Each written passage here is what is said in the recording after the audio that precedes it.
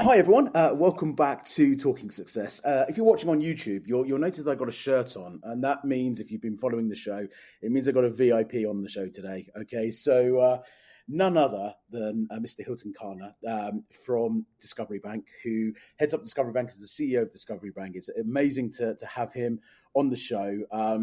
I think anyone in South Africa probably doesn't need an introduction to who Discovery Bank are. I mean, if you do, you've probably been living in the dark ages. But for those of our audience who are tuning in perhaps from overseas, I know we've got a lot of viewers from the UK and the US.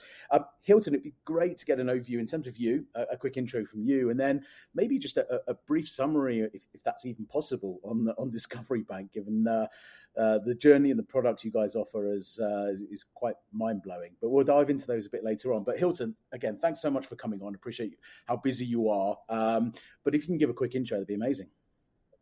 Sure, and thanks for having me. I think my history in Discovery has spanned nearly 3 decades now across a number of different parts of the organization, starting as an actuary and really working in pretty much all of the different areas. In particular, our Vitality Shared Value Behavioral Program over in many different shapes and forms, from health into driving and now into money. And so, kind of my evolution, I suppose, sort of almost parallels the organization's growth and evolution in a sense. And moving into banking for me was completely new, but also a natural progression in the sense of kind of following the development of Discovery and taking our shared value model into different places. And banking is kind of almost, I think, one of the most exciting areas that we've done this. In the case of health insurance and life insurance, the insight really was that people can manage their health proactively. And if they do that, they can increase their life expectancy, reduce their mortality and morbidity, and if you can do that, you can make a meaningful impact in areas like life insurance and health insurance because you have less claims, and so you can monetize better behaviors over time for your clients, and it just aligns incentives, and it's a win-win, and it's become, I think, a global kind of model for how health and life insurance is delivered. Banking, we see in exactly the same way. There are certain behaviors like spending less than you earn, saving for retirement, having insurance in place for catastrophic events, that ultimately determine the credit risk that a client presents. And if you can bring down their credit risk, bring down the defaults at an individual client level, then you can enhance the value for the client in areas like the interest rates on savings, the interest rate on borrowings, and other rewards, and share the value back with them in the same way. But what's interesting about banking is just kind of how central it is to every single person's life. You kind of interact with your bank every single day. So you can, through the use of technology, you can make it much more relevant and just much more tangible for the clients, that they save a little bit of money today, manage their debt a little bit better, how it translates, and they see it every single day in the app, in our case, digitally, and that's what makes it so engaging. So Discovery Bank is really the world's first shared value bank. It's a bank that aligns directly with its clients in terms of if they manage their financial risk, we are able to reward them more, and it's fully digital in the palm of your hand. So kind of taking the most sophisticated digital banking technology and delivering it to the client in a way that is much more valuable for them. So hopefully, in a nutshell, that gives you kind of a sense of... Again, for those sort of tuning in overseas, just to reiterate what Hylton was saying, this is a true challenger bank. There are no branches whatsoever. The dealings, I know, unfortunately, I don't have a Discovery Bank account, and that's not for any other reason other than I don't have my permanent residency in South Africa, so I can't open an account. That's a story for another time. But I know, lots of friends and colleagues that do, and, the experience they have when it comes to having to call, because there's a question. And yes, obviously a lot of questions are asked online or answered online, but actually making that call in, because I suppose the volume of calls is relatively small compared to a traditional call center, because everything is sort of intuitive but be very self-service. The level of customer engagement and satisfaction I think people have, knowing that there's someone at the end of the phone that they can pick, they literally can dial a number and speak to a human, I think is a big thing. We talk about sort of digital first, and that there is, I think that sort of dichotomy between, okay, I want to go digital, but also this is like my money. I'm not buying, a little widget off, Take a Lot, where if it goes wrong, okay, I've lost, 10 Rand. This is, people's life savings, their credit cards, their mortgages and bonds, which we'll come on to shortly. This is, as you said, this is part of everyday life, and having that ability to be able to pick up the phone and talk to a human, I think, is something that has attracted and perhaps even retained customers on your side. Was that a deliberate strategy when you went out and built Discovery Bank? Was that we will have this kind of interface, albeit not in a physical branch, but there needs to be some human interaction? Yeah, it absolutely was. Our kind of hypothesis at the outset is that while we be digital, we're going to be full service. So you never need to go into a branch, but if you need to speak to a banker and a human being, we are one call away, and 24/7, 365. So every single client that we have, we've got over 900,000 clients, over 2 million accounts in Discovery Bank today. Every single one of our clients, whether they're on our most basic digital, free digital account, all the way through to our Purple private banking suite account, where they've got relationship bankers, every single client has access to a 24/7, 365 call center of bankers. Every one of our bankers has a tertiary qualification. So they are university qualified, mostly in finance, economics, accounts, and so they really are knowledgeable in terms of the industry, the product, and they're able to interact with clients on kind of any issue that they may have. The result is a brilliant experience for our clients when they need to speak to somebody. Obviously, the way that we designed the app and the digital experience is in a way that you should be able to resolve virtually everything yourself, first time in the app, and that's what we aim to achieve. But if you do need to speak to somebody, they're available any time of day or night. And what we're seeing is that the Discovery Bank service is rated as the best in the industry already. So if you look at the kind of the Ask Africa survey, which is kind of probably the industry benchmark, Discovery Bank is rated number one in the country for service to banking customers. So we really are, we believe, delivering on it. And what's interesting is we've had to develop new technologies, not just in banking, but in servicing our clients. So, for example, a client that calls into our call center is typically sitting with a kind of a question or query that's driven out of their app that they're looking at in their house, probably, or in their office. They're looking at their banking app, and they've got a question, and they want to try and explain to the call center agent what that question is. What we've done is develop technology where our call center agent sees a mirror image of the client's app in real time, so they can see what the client is looking at, and has a laser pointer that they can actually point to the screen in the client's hand.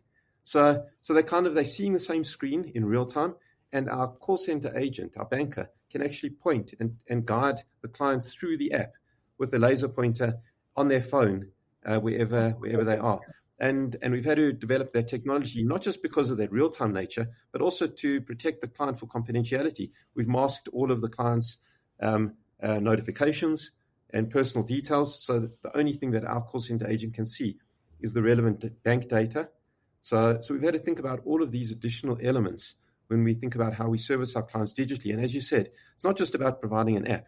It's about a completely different way of thinking in how you service clients in a digital-only world, in a branchless world, and make it simple for them, but then provide access to really highly qualified bankers that have the tools and the digital tools to be able to provide It's them with amazing. I service when mean, they do need I think, a lot of people that probably work in the world of corporate or, have access to a computer network have probably been onto, IT support at some point. And, they log in, they install something, they log in, you do a remote session and, you watch them kind of on your screen and what have you. But to have that kind of, just on the app, i.e. not on the device, so they can only see kind of what the customer can see is amazing. I didn't know that was even possible.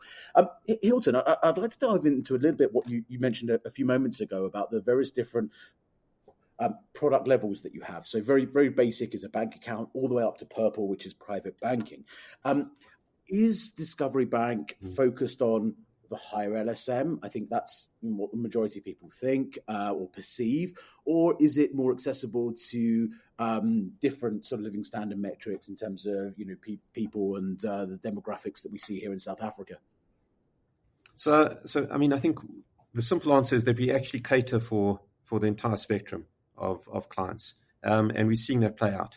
So for example, for every client kind of demographic and segment, we have a very low cost pay as you transact account, a digital account that gives access to a transaction account, savings accounts that you can add at no additional fees, and our full kind of platform of additional value-added services like buying data and airtime and travel, for example. And so, that's really accessible by pretty much anybody in the country. And we found that, a lot of people might start on that product as a kind of an introduction to the bank, and then actually as they engage more and more, add to their product suite. We then have full transactional accounts that clients are using as their primary bank account. We find that nearly about half of our clients are using the Discovery Bank account not as a secondary account, but as the primary bank account for their banking. And we add credit cards to the offering. We've got the ability to add Forex accounts, so you can add a dollar, pound, or euro account in literally one click to your suite of bank accounts that you have with Discovery Bank, and then transfer between all of them in real time. So you can transfer from rands into dollars in real time and back if you want to. And then we have large credit facilities called revolving credit facilities that our clients can open up, and a whole host of savings products. So notice deposits, fixed deposits going out to 5 years, and all of it is accessible immediately in the bank, and you can literally open these new products and add them in a single click for the client.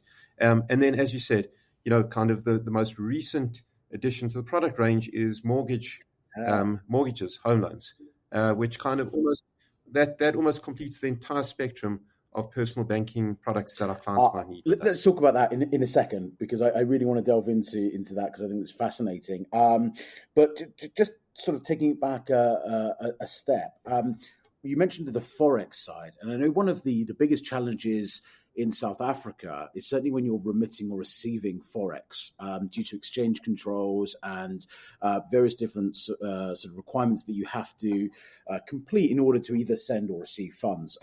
I was watching a friend of mine actually move some money around on his USD account.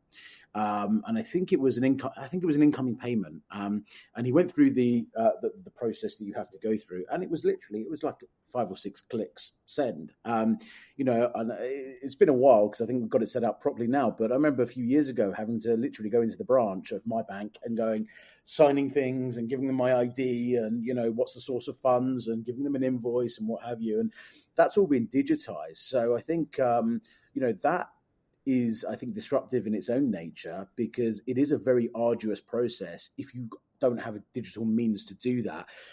When you built this product, specifically the Forex side, again, was that sort of top of mind? Did you have to work closely with the SARB and with SARS and with, the various different regulators in order to satisfy them that, the process is digital, but it is, compliant? Was that quite a challenge, or were they quite open to sort of engaging on that basis?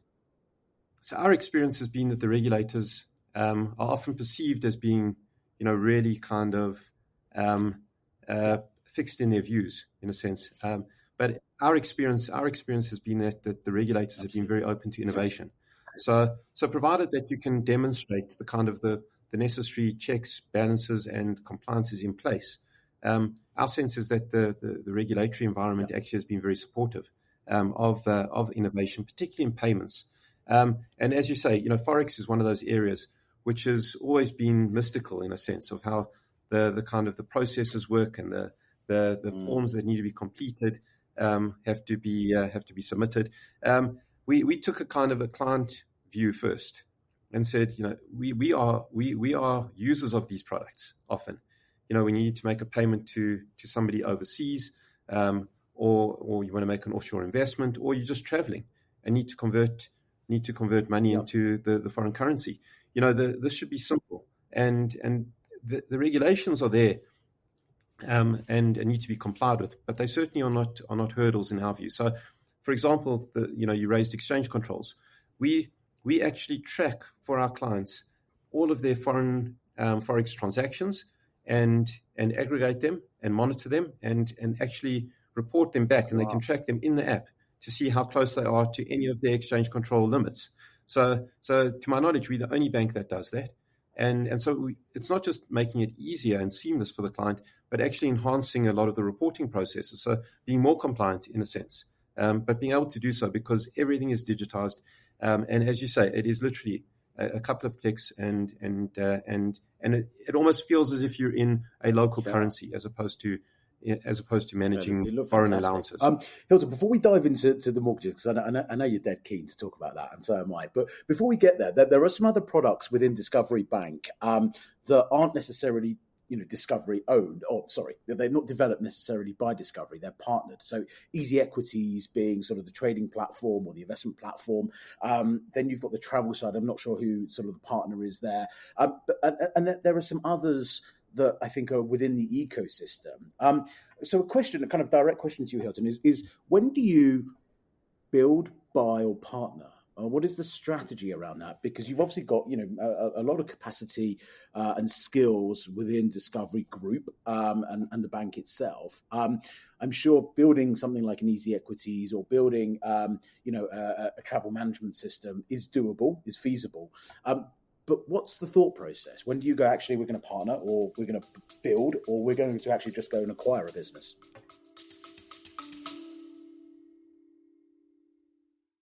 You hear a lot about supply chains these days, because if the past couple years have taught us anything, it's that an efficient, well-managed supply chain is absolutely critical to keeping businesses successful and consumers happy.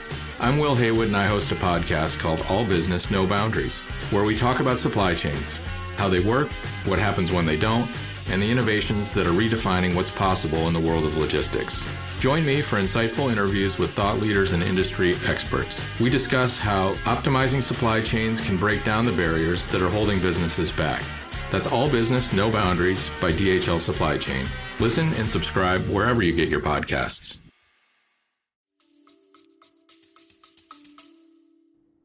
Yeah, so I mean, there's no kind of fixed formula, as you observed, I guess.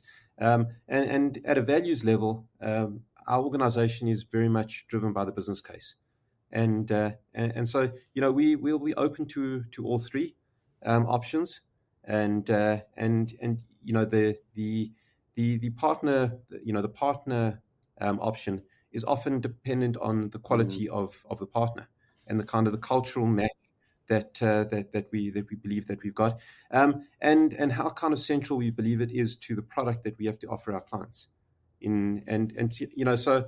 if you take an example like equities trading, Easy Equities, we identified as a really good partner in early on in kind of the process, having identified that our clients want to be able to buy and sell equities from the bank app.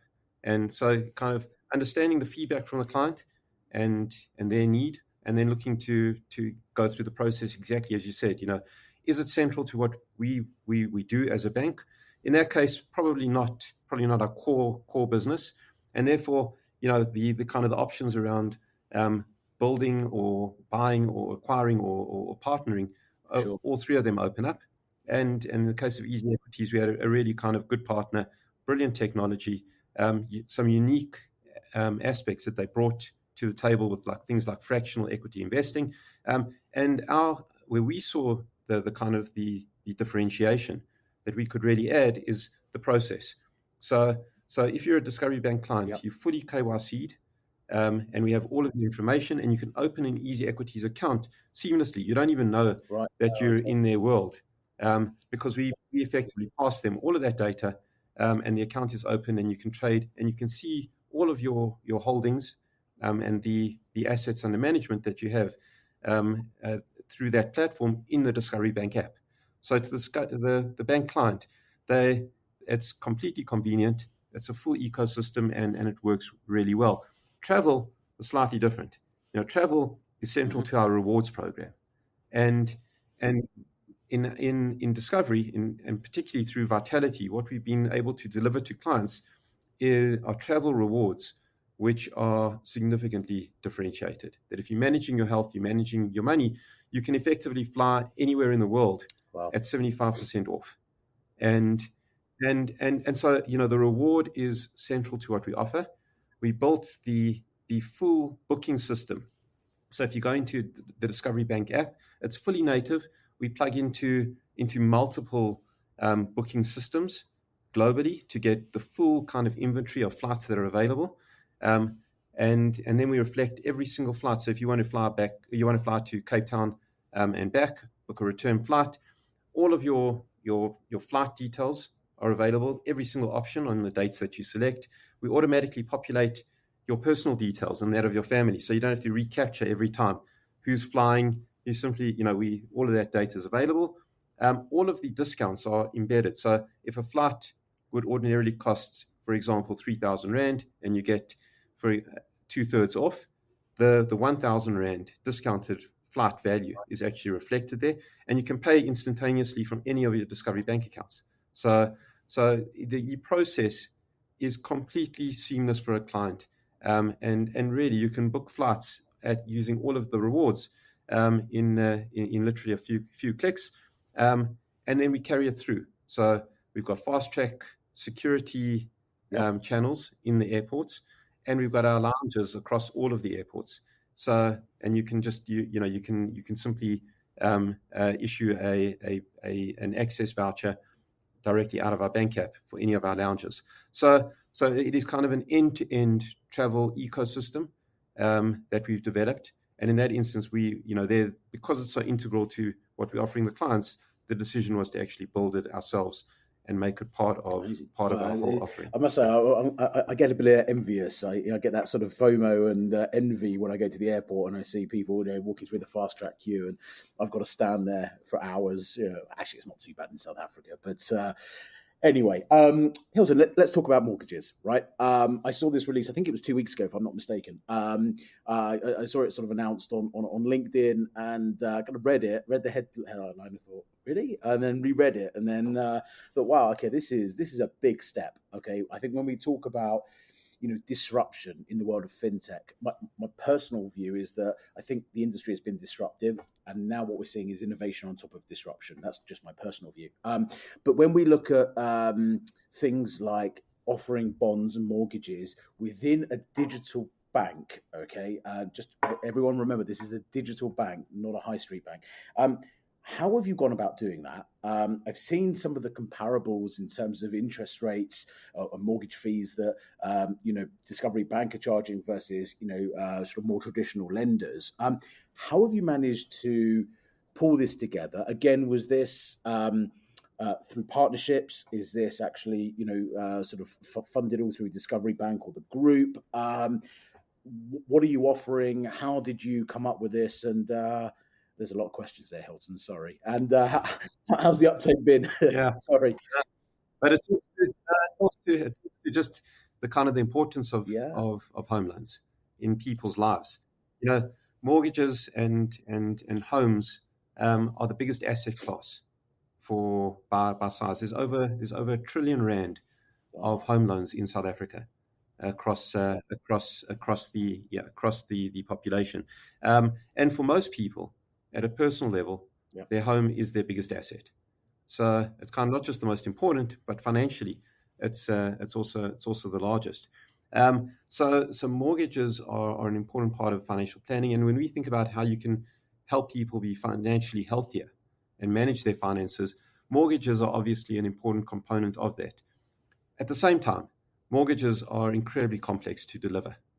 If you think about the kind of the industry itself and just the kind of what goes in to setting up a mortgage, it is complex. And often, that's kind of what people associate with a mortgage, is the fact that it's a lot of paper, a lot of forms that you need to fill in, that then get sent to get approved at the bank, that then have to go to conveyances and get registered, and it's a complex process. So what we try to do is rethink not just the process, not just the product, but every aspect of the journey. And the way that we've done that is to kind of think about where is the kind of the opportunity to assist our clients. And when you look at mortgages, because they're so long term, they often run for 20, sometimes 30 years. What happens is you're assessed up front at the point of applying for the mortgage, and that gets and then your repayment is locked in for 2 or 3 decades. However, what happens at a personal level, at an individual level, is your circumstances change. You get promoted, you earn more, you get more qualified, and your risk and the value of your home often increases, and so the entire risk picture starts to change. But the mortgage itself is fixed. And our insight is that because of that kind of mismatch between your risk when you originally take out the mortgage and then what your risk is over time, often sort of 10 years later, there's this kind of there's this dislocation between how much you're paying and what you should actually be paying. And our analysis shows that about 60% of people are actually overcharged today relative to what they should be paying for a mortgage based on their risk today. And so that's really the opportunity that we identified, is to be able to say to clients, you get a rate that is based on your risk on day one, but then based on how you manage your money through our Vitality Money status, and how you have and how you are protecting your home asset through things like buildings insurance, which protects the actual bricks and mortar. Based on that behavior over time, you can actually bring down the mortgage rate dynamically without needing to reapply every single time by a further 1%. And that adds up to a big sum of money over time. And it also means that the kind of the risk rating of the client is based on the risk that they present at over the duration of their mortgage, not just on day one, but they've always got the protection that their rate is capped at the rate that they contracted at the outset. So the kind of the product manifests in a true kind of shared value home loan, in the sense that as you manage your risk better, the repayments on your mortgage start to reduce. And because the risk that you present to the bank is lower, and we're able to measure that and share it back with the client. What's really, I think, powerful though, is that it's not just about the product. We've thought about a digital process that takes all of the paperwork out of applying for a home loan. So through the bank app, in literally a few minutes, you can apply for a new home loan or switch your existing home loan to Discovery Bank, and everything is digitized. There's no forms. Everything comes directly into our systems.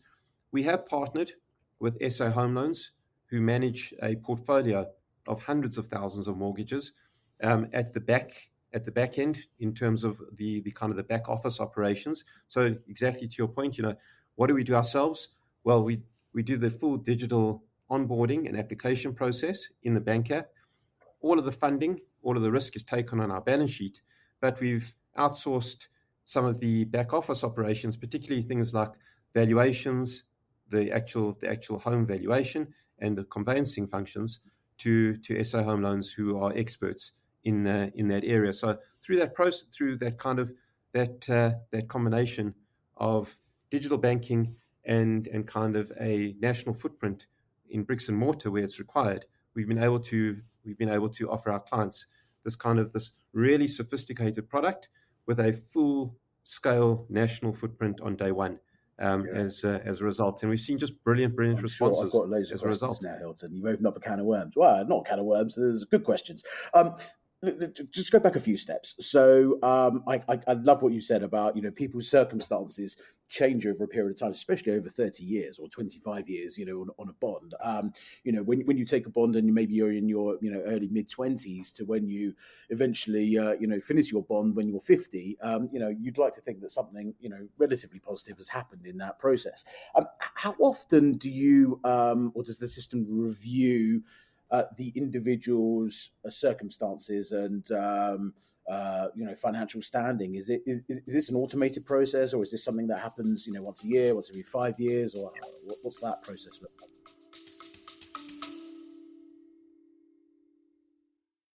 Are you interested in small businesses? My name is David C. Barnett, and I've been podcasting and producing YouTube videos about buying, selling, financing, and managing small and medium-sized businesses for almost 10 years. I'm a former business broker and have owned and operated several businesses, and I've been advising business owners since the 1990s. Each week, I create a new podcast which answers one of your questions, and I've always got amazing, exciting guests. You can find me on YouTube by going to smallbusinessanddealmakingpodcast.com or just search David Barnett Small Business in any podcasting app to find me. I look forward to seeing you around.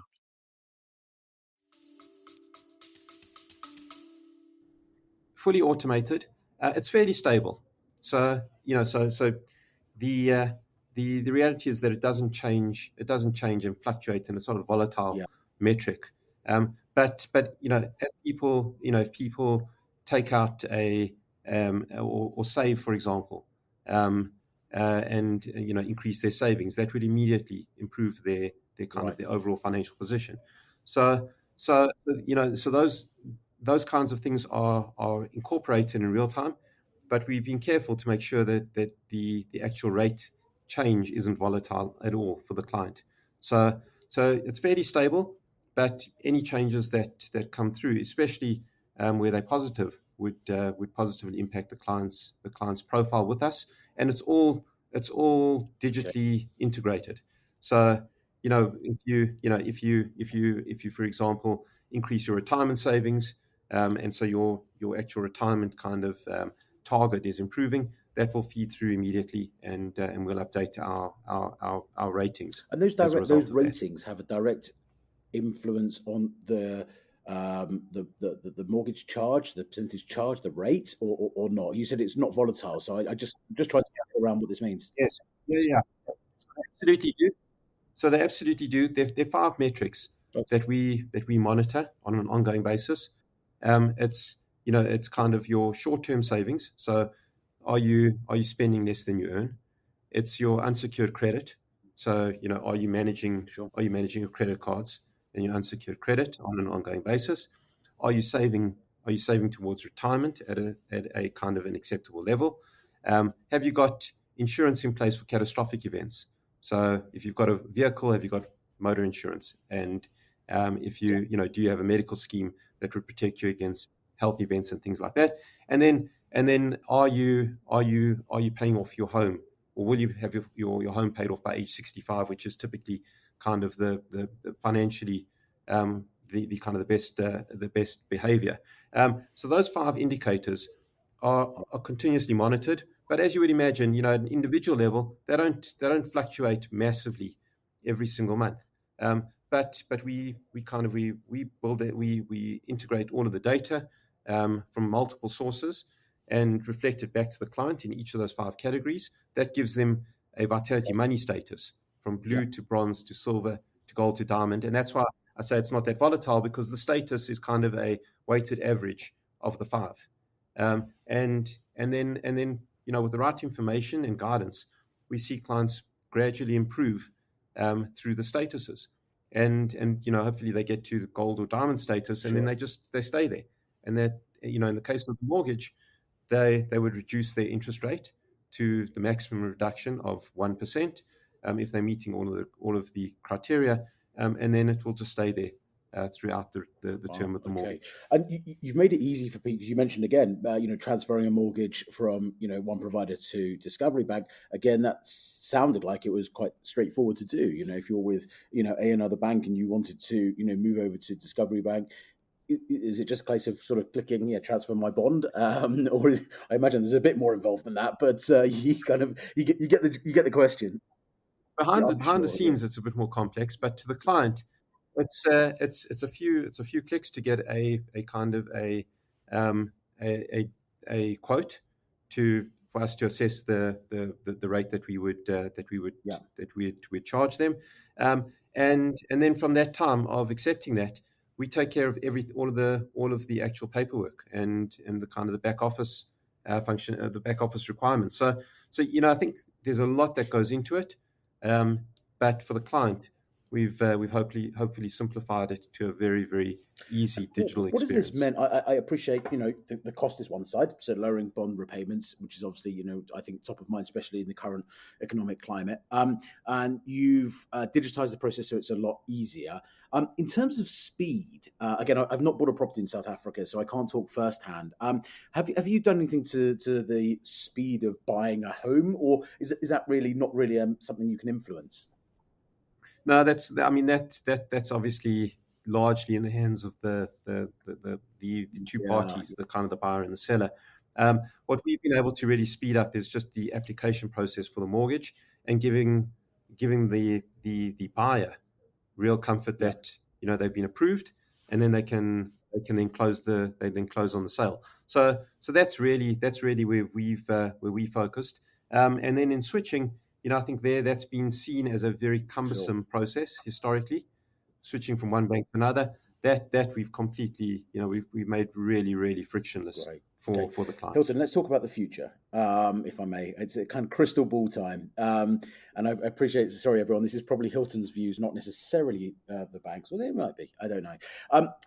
Now, listen, we're in 2024, and we can't ignore the word crypto because it's on top of mind with a lot of people. We've had regulation passed here in South Africa.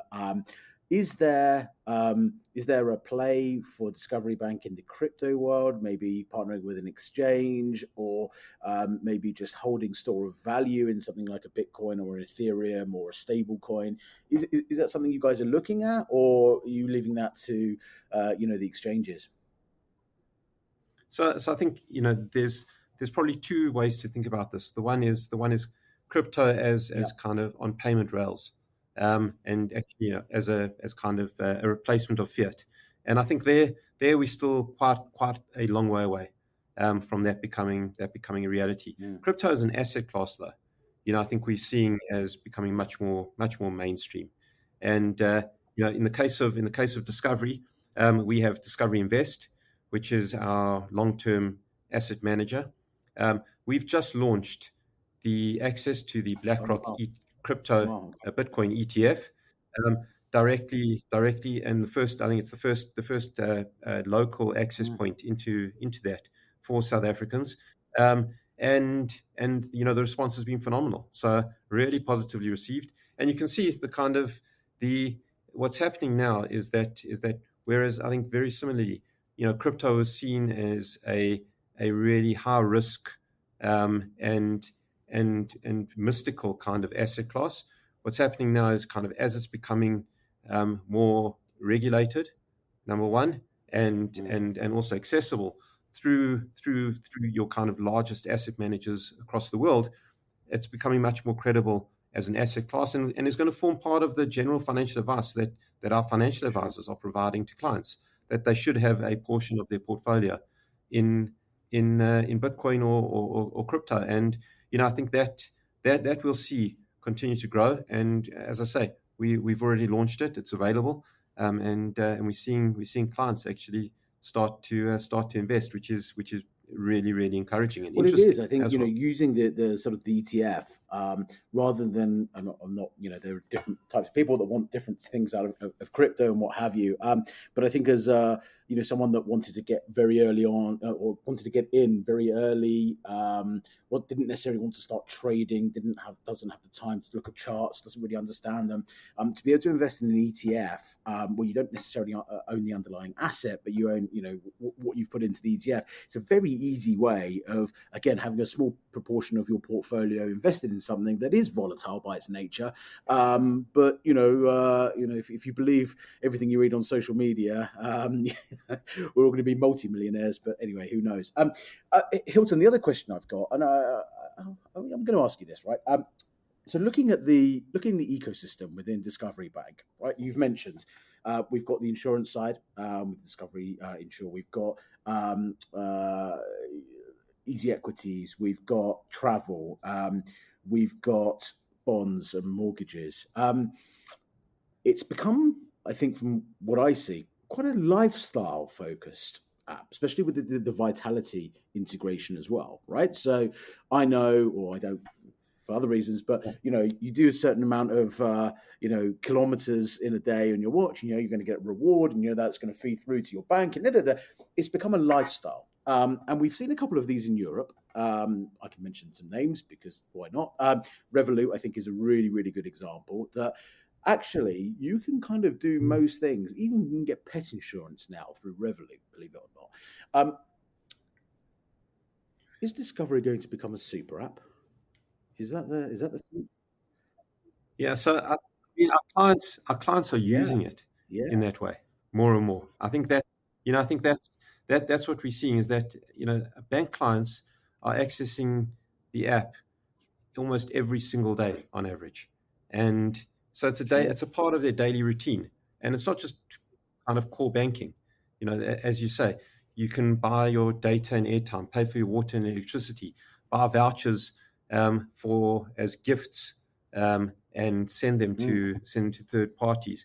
But in addition, as you say, book your flights, send money offshore, do your trading of equities and other asset classes.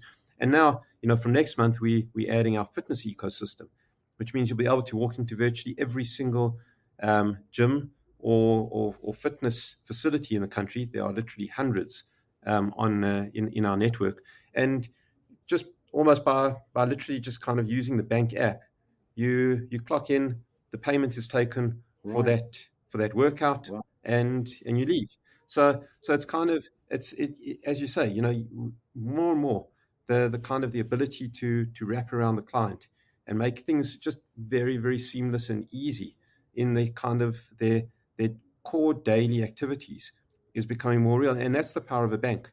There are very few other kind of organizations or services that are so central to clients, and have that kind of that payment rail that virtually everything else runs on. So I think our clients are using the app in that way. Our aspiration is to kind of be central to everything that they're doing, whether it's the core banking or borrowing, or simply just kind of sending funds to a third party, or booking a flight. If we can really make it simple for our clients, then we've perhaps done our job. There's one other sector though that does offer that access to customers on a large scale, and that be telco. And what we've seen over the last actually, we've seen it for quite a number of years, but I think it's come a bit to a head now, is that there's a lot of fintechs now, or digital banks, that are moving into the world of MVNO, right? So whether that be eSIM or whether that be, partnering with a proper MVNO and having their own MVNO license. Do you think that's something that Discovery Bank may look at in the future? Because again, the amount of data I would imagine that you could obtain from your customers to enable you to even score them even higher on some of their activities that you get from a telecoms perspective, and data and what have you. I'm sure that'd be kind of invaluable. Is that on the cards? Am I speaking too soon? I might have to edit this out, Hylton. So I mean, no, it's interesting. It's an interesting thought. Our natural style has always been that we'll only kind of enter a market where we think we can disrupt and add real value. So, otherwise our natural position is to provide great access. So currently we provide the discounted access to data and airtime on all of the different different telcos or mobile operators, and I think that serves all of our clients incredibly well, and we see them utilizing that service. I think to the extent that we see an opportunity that is really disruptive, then as you say, mobile the mobile is a really kind of important part of people's lives. But I think there's different ways and different shapes and forms, and that's changing in itself. If you think about the shift from voice to mobile to data, and how people engage through that. So it's an area we're watching closely. But I think for us to kind of really go deep into it, we'd have to feel that we can make a really kind of material impact.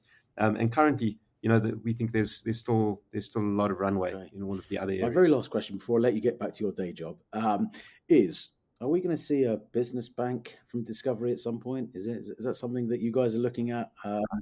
You'd have a customer.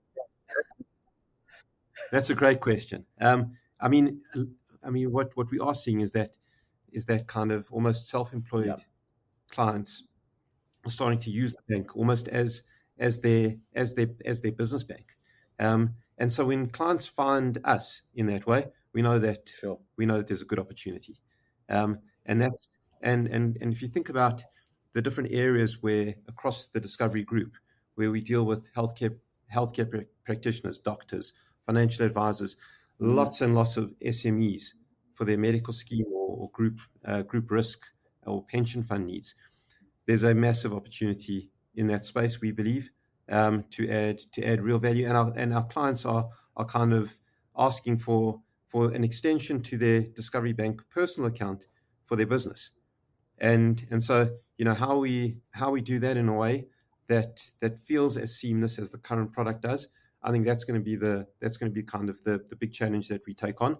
But certainly in terms of kind of the opportunity set, that is one where we think that there's real opportunities. Sign me up for the beta. I'm happy to come on and be a beta customer.